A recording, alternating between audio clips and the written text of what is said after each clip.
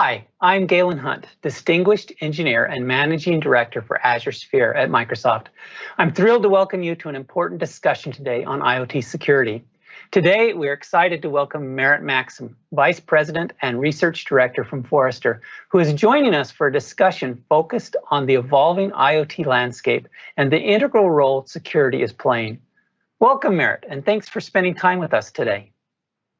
Hi, Galen. It's a pleasure to be with you today. Great.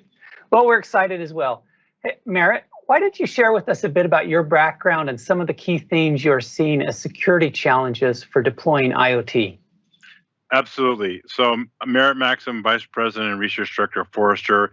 In my current role, I manage a team of research analysts who cover a range of topics from IoT security, endpoint security, as well as identity and access management. And prior to becoming research director, I was an analyst myself at Forrester for 5 years, where I covered IoT security and worked with a lot of clients on addressing their challenges around IoT security.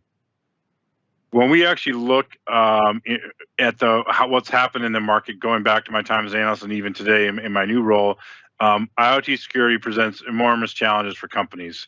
You have the tremendous scale and complexity, because we're not just talking about PCs, we're now talking about everything from a sensor on a manufacturing floor to a smart speaker to kind of anything in all between. And this creates real challenges to defend, because we have a much bigger attack surface and more potential vulnerabilities of devices that may be running proprietary OSs or real-time operating systems that we don't necessarily have good understanding of what the underlying vulnerabilities are, and hackers can take advantage of that. And so I think that really creates a real challenge. At the same time, as I've been saying for a while, the security problem with IoT is really the I, it's not the T. A lot of the kind of press and media will talk about, I hacked your refrigerator, I hacked your device, and that's all true, and that's important to understand device vulnerabilities, but you have to understand that the I means all these devices are connected to some back end, and they're ultimately sending data back there to be processed and be used for reasonable purposes, but that I is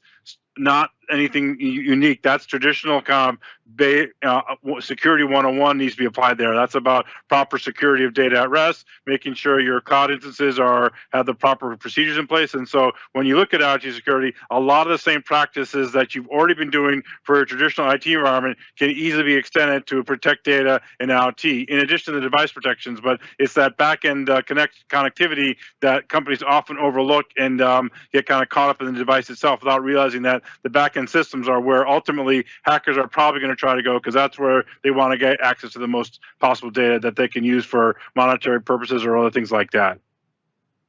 Okay, yeah, so there's this deep societal need for every network connected device to embody the highest level of security, to prevent exposure to device security issues and privacy failures. You know, sometimes what I'll say is, one of the things I've observed is context matters. It's, sometimes we think about the price of the device is how we should judge security, but really it's about the IoT system that it's part of, right?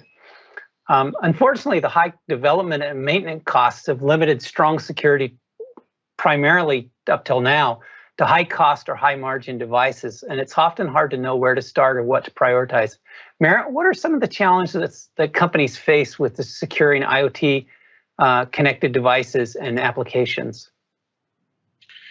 Yeah, so we know we do surveys on this, and when we ask people, like, what's one of your biggest barriers to IoT, security is usually, if it's not the number one concern, it's certainly in the top three.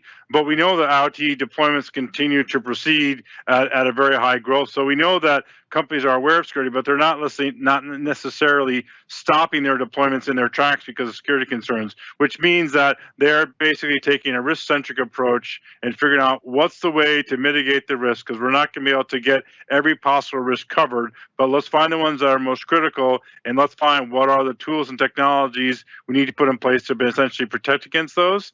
And of course, the added dynamic that's at play now is there are now regulatory concerns. You look in, California passed an IoT security law that went into effect earlier this year, and I think other states are considering similar regulations, and then you have broader privacy-related regulations like GDPR, which would apply to connected devices that may be not collecting or storing devices in an appropriate manner. And so that's another concern that companies are definitely are struggling to manage with, and they have to essentially weigh the risks of those off against the benefits of delivering these connected devices to their customers. And again, in most cases, we're able to mitigate those risks, but those challenges continue to be a real problem. And of course, a lot of hacking, in the IoT scenario, the other thing to think about is that the hacker dynamic is a little different. In the traditional online fraud world, it's primarily about card and identity data that I can use to conduct identity theft, do fraudulent transactions, and others. There's a way to monetize that. In the IoT world, that's not as necessarily the case because these devices may not be used for transaction purposes. And so in some cases, the attack vector may be more about just actual disruption, like taking your devices offline so they can't work. And that may seem trivial if you're a consumer and your smart speaker doesn't work, but if you're a manufacturer and you have to shut your line down because certain devices aren't working, that's a significant impact to your business. And so that's another dynamic that I think plays out. And one of the reasons why we haven't seen perhaps as many hacks in the IoT world as we have in the traditional world, because the monetization dynamic is a little different with these connected devices than it is for, say, going after credit cards or healthcare information that you can use for other purposes. Mm. Yeah, that's a good observation. We announced Azure Sphere 2 years ago to directly address the concerns of how to secure these devices.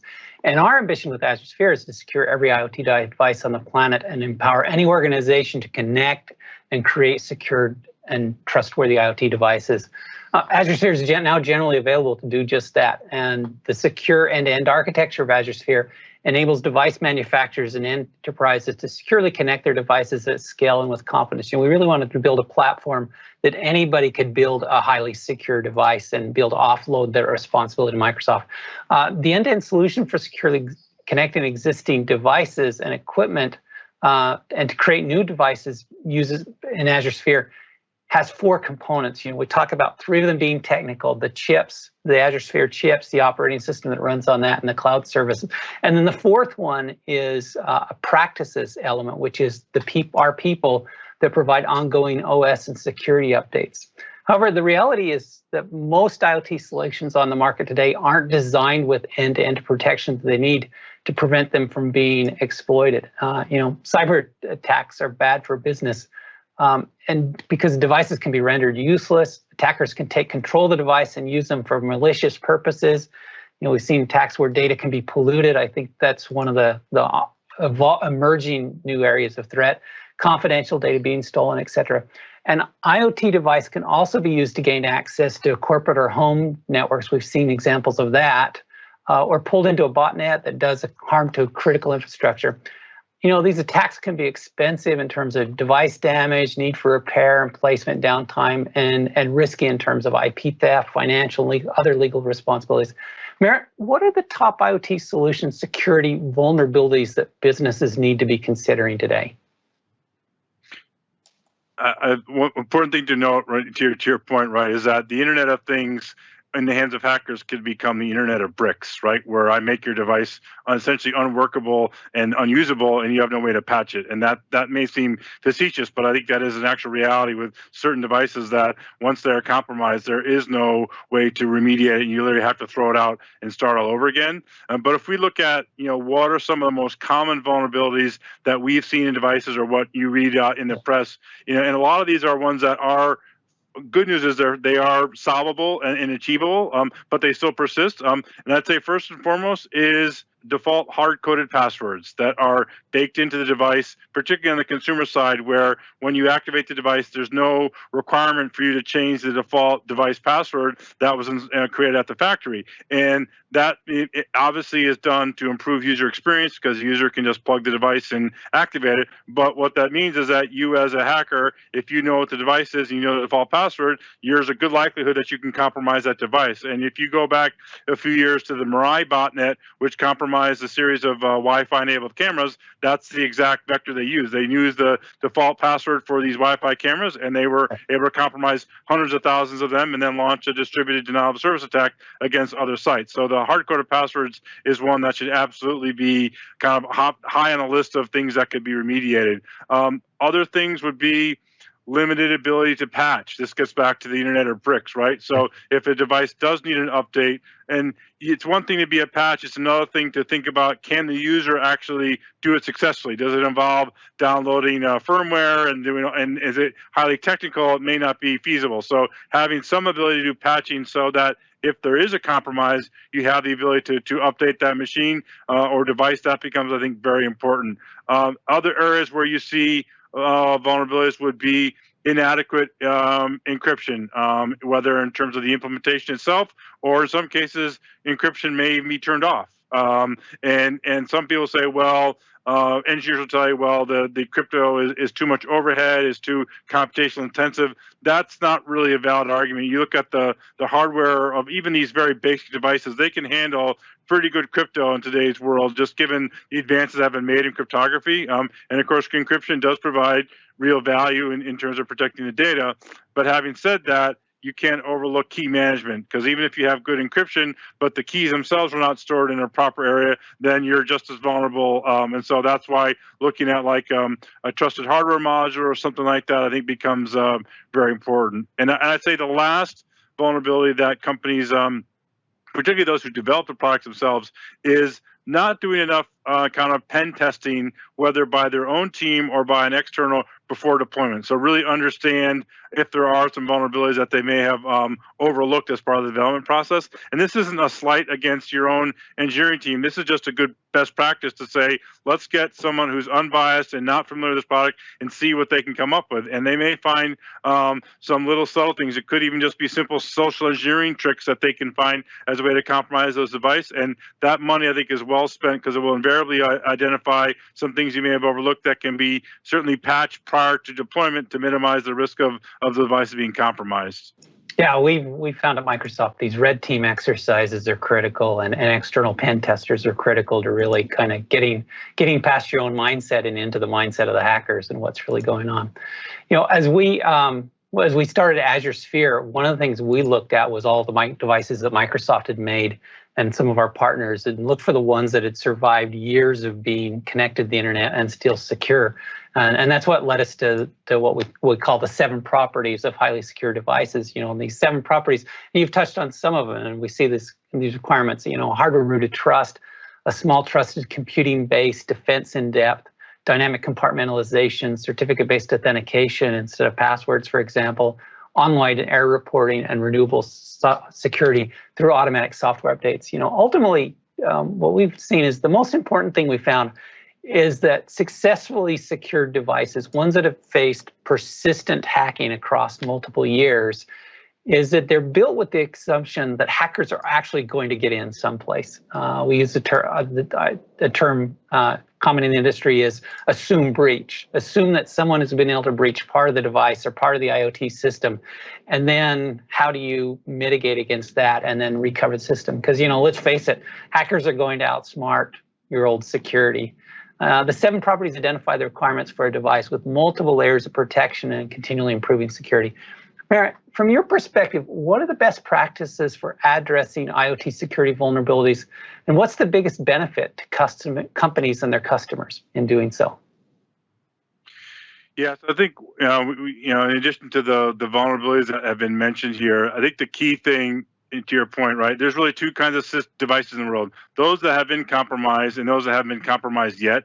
So if you take that mindset that there will be a compromise and adopt as your mindset, I think that does open up kind of opportunities for you to think about how you're going to better protect your devices. And what we tell a lot of our clients is you really need to think about this from a risk-centric review. So where are you most, where's the risk highest? Where's the most vulnerability that's going to have the most significant impact on your business? And those are the areas that you should be prioritizing. You can't necessarily solve every possible security hole in your environment, but if you do have this risk-centric view and really look at those highest risk areas first and apply controls appropriate there, you're at least best mitigating the risk. That's proper risk management, and understanding that you are making trade-offs, that there are maybe there's some very embedded vulnerabilities deep in the hardware that a very sophisticated person could compromise, but the likelihood of that happening is still fairly low. That you essentially can roll the dice on that for a year and maybe revisit it next year and say, okay, now it's time.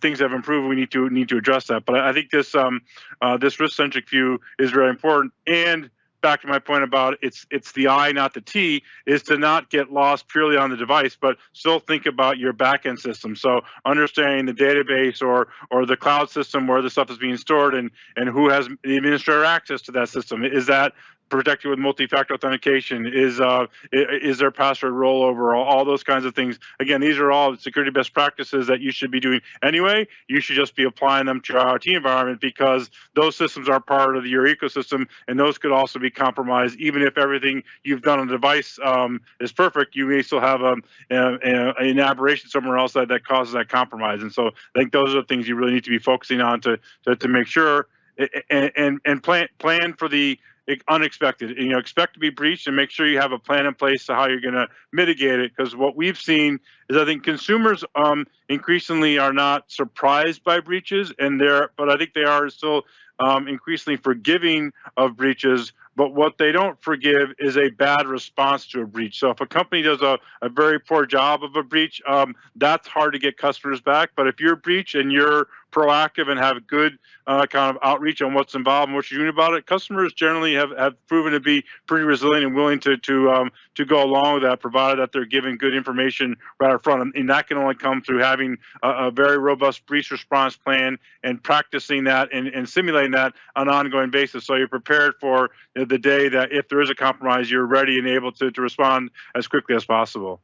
Merritt, your point about assuming breach and having mitigation plans is really important. And I'll bring it back to what you said as well about the I in the Internet of Things. So we have to think, as we think about an IoT system, we need to think about the entire estate, the devices and the back end and all the other pieces. In order for an organization's infrastructure to be secure, it's imperative that the entire system be built with security as a foundational element rather than just an afterthought.